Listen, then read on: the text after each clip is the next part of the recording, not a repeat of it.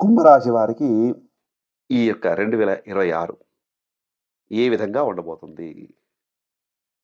ఈ కుంభరాశి వారికి జన్మంలో రాహువు నడుస్తున్నాడు. అదే సమయంలో శని వక్రించి మళ్ళీ కుంభంలోకి ప్రవేశించినాడు శని.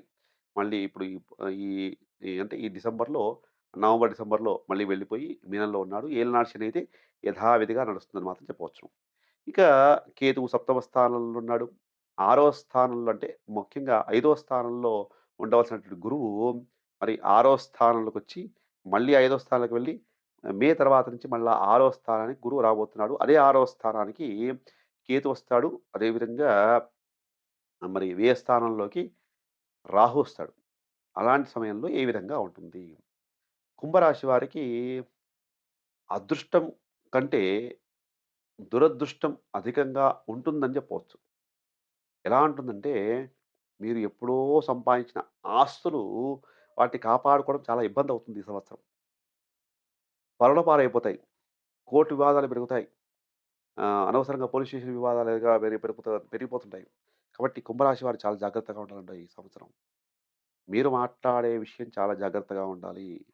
మధ్యవర్తులను నమ్మకండి. వ్యాపార విషయంలో కూడా ఆర్థిక లావాదేవీల్లో మధ్యవర్తులు నమ్మకుండా ఉండడం చాలా మంచిది.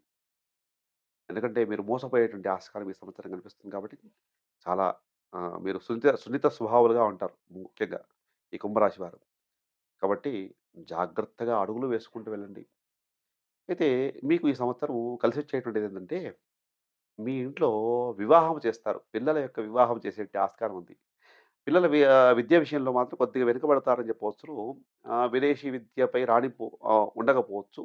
ఉద్యోగ విషయాల్లో కొద్దిగా అటు ఇటుగా ఉంటుంది. అయినప్పటికి కూడా ఇంట్లో వివాహం చేస్తారు. ఆనందమైనటు జీవితాన్ని ఈసారి గడిపేటువంటి ఆస్కారం అయితే కనిపిస్తుంది.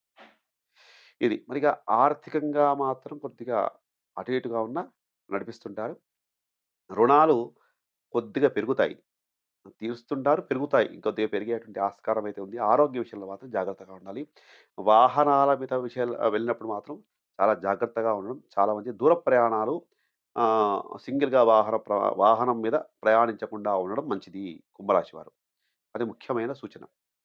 కాబట్టి మీ జన్మ జాతకంలో ఇంకా ఏమైనా అంతర్దశల్లో ఎలాంటి ఉన్నాయో చూసుకొని, దానికి సంబంధించి మరి జ్యోతిష్యుడి యొక్క సలహా మేరకు మీరు గనక వాటికి గనక శాంతులు గనక చేసుకుంటే, కొన్ని బాధలు తీరేటువంటి ఆస్కారం ఉంది. మీరు అనుకున్న స్థాయికి వెళ్ళడానికి మాత్రం అది తోడ్పడుతుందని మాత్రం చెప్పవచ్చు. ఈ విధంగా మీరు 2026లో కుంభరాశి వారు ఇంకా మంచి వృద్ధిలోకి రావాలని కోరుకుంటున్నాను. శుభం.